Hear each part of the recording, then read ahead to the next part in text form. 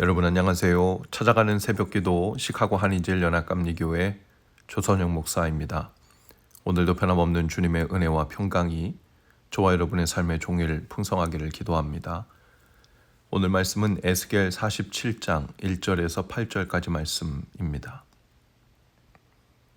그가 나를 데리고 성전문에 이르시니 성전의 앞면이 동쪽을 향하였는데 그 문지방 밑에서 물이 나와 동쪽으로 흐르다가 성전 오른쪽 제단 남쪽으로 흘러 내리더라. 그가 또 나를 데리고 북문으로 나가서 바깥길로 꺾여 동쪽을 향한 바깥문에 이르시기로 본즉 물이 그 오른쪽에서 스며 나오더라.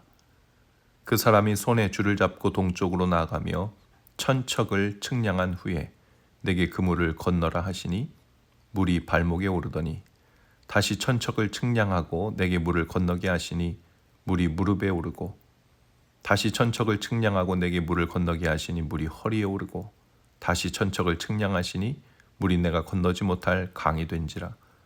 그 물이 가득하여 헤엄칠 만한 물이요 사람이 등이 건너지 못할 강이더라. 그가 내게 이르시되 인자야 내가 무엇을 보았느냐 하시고 나를 인도하여 강가로 돌아가게 하시기로 내가 돌아가니 강 좌우편에 나무가 심이 많더라. 그가 내게 이르시되 이 물이 동쪽으로 향하여 흘러 아라바로 내려가서 바다에 이르리니 흘러내리는 물로 그 바다의 물이 되살아나리라. 아멘. 하나님께서는 에스겔 선지자를 통해 이스라엘의 회복이 일어날 것에 대해 두 가지 환상을 보여주시는데요. 7장에서는 마른 뼈의 환상이고 오늘 본문 47장은 성전의 회복에 대한 환상입니다. 에스겔서 40장에서 46장에 걸쳐서는 성전이 회복되고 제사장이 회복되고 예배가 회복될 것을 보여주셨고 오늘 말씀에서는 에스겔 선지자에게 회복된 성전에서 물이 스며 나오는 비전을 보여주십니다. 이스라엘 백성에게 신앙의 중심은 성전이었습니다. 성전은 하나님의 영광과 거룩이 임재하는 곳이고 하나님을 만나는 곳이었죠. 에스겔이 자신을 따라오라 하시는 그 사람을 따라 성전에 갔지 성전 문에 이르릅니다. 성전의 문지방 밑에서 물이 조금씩 스며 나오고 있었는데요. 생수의 강은 그렇게 왕궁에서 흘러내리지 않고 성전에서 흘러내리고 있었습니다. 그 물은 동쪽으로 흐르다가 제단의 남쪽으로 흘렀습니다. 그분이 에스겔을 데리고 북문으로 나가서 바깥길로 꺾여 동쪽을 향한 바깥문에 이르르자 물이 바깥문 오른쪽에서 새어 나옵니다. 동쪽은 여호와의 영광이 들어가던 곳입니다. 즉 여호와 하나님이 계신 곳에서 성령의 물이 흐르기 시작한 것이죠. 에스겔이 이번에는 북문으로 나가서 동문에 이르자 앞서 행하던 사람은 줄자를 가지고 동쪽으로 나가면서 1천척 즉 약 500m를 재고는 그 물을 건너라고 합니다. 그 물은 어느새 개울물이 되어 에스겔의 발목까지 올랐습니다. 그 사람은 다시 500m를 재더니 또 건너라 합니다. 건너보니 물이 무릎까지 올라옵니다. 또 500m를 가서 반복하니 이번에는 허리에 닿았습니다. 다시 500m를 재고 나가보니 이제 물은 엄청나게 불어나 헤엄이나 치면 몰라도 걸어서는 도저히 건널 수가 없는 강이 되었죠. 그런데 에스겔은 헤엄을 칠 줄 모르는 사람이었던 모양입니다. 그 사람은 다시 건너라고 말을 하지 않습니다. 물이 깊어진다는 것은 성령이 깊어지고 은혜가 깊어진다는 의미입니다. 얕은 곳에서는 자유의지가 있죠. 그러나 깊은 은혜의 세계에 들어가면 내가 하는 것, 내가 할 수 있는 것이 줄어듭니다. 모든 것을 은혜 아래서 잠기어 하게 되죠. 처음에는 내가 예수님을 믿는다고 생각하지만 내가 교회 나가고 내가 예수님을 영접했다 생각하지만 그러나 깊은 은혜의 세계에 들어가 성령의 강에 빠지면 은혜가 나를 압도하고 지배하시고 인도하신다는 것을 알게 됩니다. 내가 믿은 것이 아니라 하나님이 믿게 했다고 고백하게 되죠. 이스라엘 백성에게 있어서 성전의 회복은 하나님의 통치가 회복되었다는 말입니다. 요한복음 2장 19절에서 21절에 보면 이 성전은 곧 예수님을 의미한다고 했습니다. 에스겔에게 보여주신 이 환상은 하나님이 장차 우리의 진정한 성전 되신 예수님을 통해 그 배에서 생수의 강이 흘러나올 것을 보여주시는 비전입니다. 6절에 보면 그 큰 강이 흘러나가는 좌우편에 나무들이 심이 많았다고 했습니다.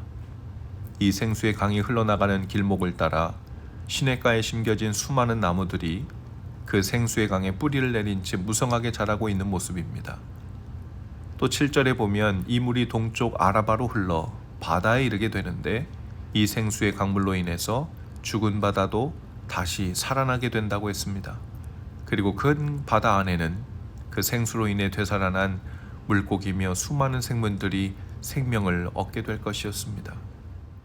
마치 시편 1편은 복 있는 사람은 시냇가에 심기운 나무와 같아서 그 뿌리를 예수 그리스도 안에 내리고 그 생수를 빨아들이고 복을 누린다는 그 말씀을 형상화한 것처럼 보입니다. 또 하나님 나라는 마치 하늘의 밀이 땅에 떨어져 점점 자라 큰 나무가 되어 많은 새들이 와서 깃들어 쉼을 얻는다는 말씀과도 같은 메시지라고 보입니다. 예수 그리스도 안에 뿌리를 내리고 있는 사람이 성령을 통해 그 배에서 생수의 강이 점진적으로 흘러나가고 그 은혜의 수위가 높아지고 성령의 인도함을 받는 수위가 높아지면서 그 안에서 모두가 살고 많은 영혼들이 그로 인해 생명을 얻고 더욱 풍성히 얻게 된다는 것을 말씀하고 있는 것이죠. 오스왈드 챔버스는 사람이 그리스도 안에서 거듭난 후에 어떤 변화가 오는지에 대해 이렇게 말합니다. 구원의 체험이란 당신의 실제 삶에서 모든 것이 정말로 바뀐 것을 의미합니다.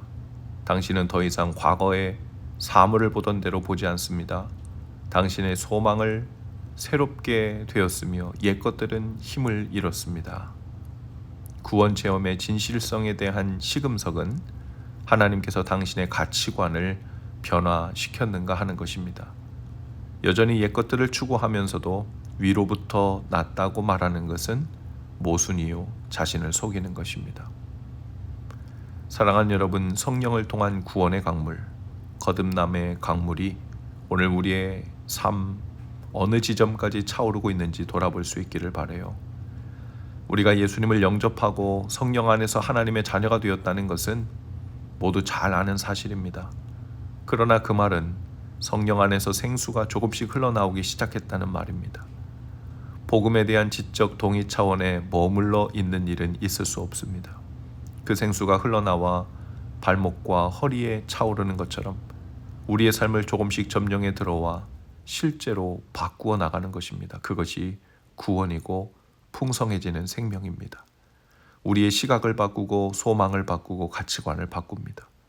예수 그리스도 안에서 우리를 채워가시는 은혜의 수위가 점점 차올라 우리 안에 있는 모든 것들을 새롭게 할 뿐 아니라 주위에 있는 나무와 같은 사람들이 우리 안에서 뿌리를 내리고 무성하게 되고 새들도 깃들어 쉴 수 있는 사람, 바다의 물고기들도 마음껏 헤엄을 치도록 생수의 강물이 되어주는 그런 삶으로 점점 변해가고 새롭게 되는 은혜가 있기를 주님의 이름으로 축복합니다.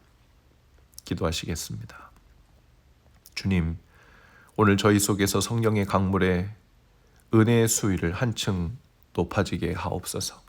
성전 문 밑에서 새어나오기 시작한 분들에게는 발목까지 금세 차오르는 은혜를 주시고 발목까지 차 우리의 발걸음이 변화된 분들에게는 무릎까지 또 허리까지 차오르는 은혜를 주시고 금세 생수의 강에서 헤엄치며 우리의 삶 안팎을 새롭게 하시는 놀라운 거듭남의 역사를 오늘 경험케 하옵소서. 그 복으로 충만한 날 되게 하옵소서. 예수님 이름으로 기도합니다. 아멘. 여러분 오늘도 말씀 동행으로 화이팅입니다. 저는 내일 아침에 다시 찾아오겠습니다.